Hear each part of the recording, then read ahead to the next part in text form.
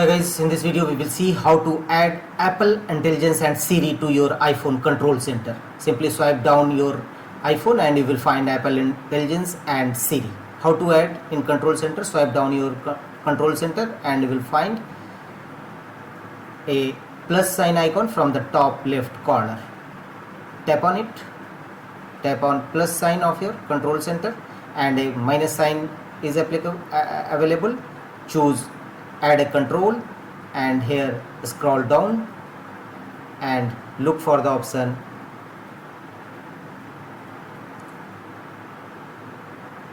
add plus sign, add a control and here scroll down and look for the option Apple Intelligence and Siri.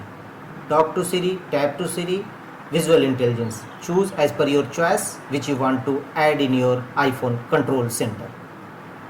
Simply select it and here you will find your Apple Intelligence and Siri is successfully added to your iPhone control center.